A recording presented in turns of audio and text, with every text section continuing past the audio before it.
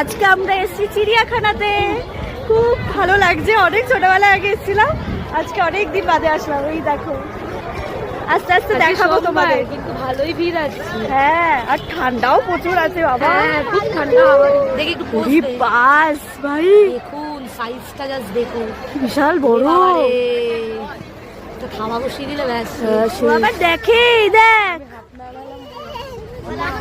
চলে যাচ্ছিস কেন বাবারে। আজকের দিনটা শুরু হয়েছিল একদম হালকা মেজাজে। আমরা সবাই মিলে আলিপুর চিড়িয়াখানায় গেছিলাম।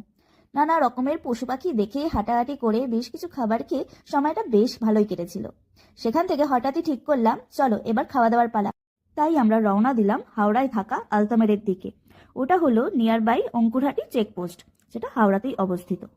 আগেই ঠিক ছিল ওখানে গিয়ে আমরা মান্ডি খাবো, তাই পৌঁছেই তাড়াতাড়ি অর্ডার দিয়ে দিলাম, যেন বেশি অপেক্ষা করতে না হয়। প্রায় আধ ঘন্টা পরে খাবার এলো। মান্ডিটা 4 জনের জন্য ছিল যথেষ্ট, কিন্তু পুরো মুরগি ছিল না, ছিল শুধু নানা ধরনের কাবাব, সঙ্গে রকমারি চাটনি, আর ছিল সুগন্ধি ভাত। খেতে ভালো লাগলেও মনে হলো পুরো চিকেনটা না হলে মান্ডিটা অসম্পূর্ণই থেকে যায়। তাই আলাদা করে আমরা চিকেন শোরবাটা অর্ডার করলাম।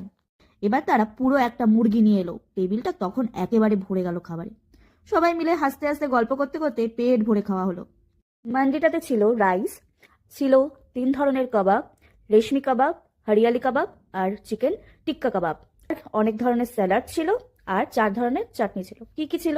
একটা হলো বিটরুটের চাটনি, যেটা ছিল জঘন্য খেতে। আমি যে কেন ওটা মুখে দিলাম আমি পরবর্তীকালে ওটাই ভাবছিলাম। আরেকটা ছিল একটা গ্রিন চাটনি, যেটা ধনেপাতা লঙ্কা টঙ্কা দিয়ে বানিয়েছিল। ওটা একটু ঝালঝাল টাইপের ছিল, টক ঝাল মিশিয়ে। আর ছিল মিওনিস, ওটা যে কেন দিয়েছে আমি জানি না, ওটা আমরা কেউই টাচ করিনি। আর ছিল রায়তা, রায়তাটা খেতে বেশ ভালোই ছিল। শসা, একটু পেঁয়াজ, হালকা টমেটো, আরো কিছু দিয়েছিল, আর চাট মশলা হয়তো দিয়েছিল। মান্ডিটা খেতে সবারই বেশ ভালোই লেগেছিল। ওটার প্রাইস পড়েছিল 1499, যেটা 4 জনের জন্য সাফিসিয়েন্ট ছিল। চিকেন শোরবাটা খেতে আমার একদমই ভালো লাগেনি, বড্ড শক্ত ছিল আর টেস্টও অতটা ভালো লাগেনি। যেটা প্রাইস পড়েছিল 699, তো প্রাইস হিসেবে আমার ওটা একদমই ভালো লাগেনি। এতটাই খারাপ হবে আমি সত্যি ভাবিনি। বাট নতুন একটা জিনিস ট্রাই করা হলো, এটা ভেবে বেশ ভালোই লাগছিল আমাদের সবার। আমি বেশ মজা করে তৃপ্তি করেই খাচ্ছিলাম। নতুন নতুন জিনিস ট্রাই করতে, নতুন নতুন খাবার খেতে, নতুন নতুন রেস্টুরেন্টে যেতে কার না ভালো লাগে। তারপরে যে গোটা চিকেনটা ছিল সেটা আমরা বললাম একটু ভালোভাবে কেটে একটু সার্ভ করে দিতে, তো তারাই আমাদেরকে কেটে সার্ভ করে দিয়েছিল। খাওয়া শেষে আবার একটু মৌরি খেয়ে তৃপ্তি নিয়ে আমরা বাড়ির পথে রওনা দিলাম। সাধারণ একটা দিন হলেও এই ছোট্ট ছোট্ট মুহূর্তগুলো মিলেই দিনটাকে ভীষণ সুন্দর আর মনে রাখার মতো করে তুলেছিল।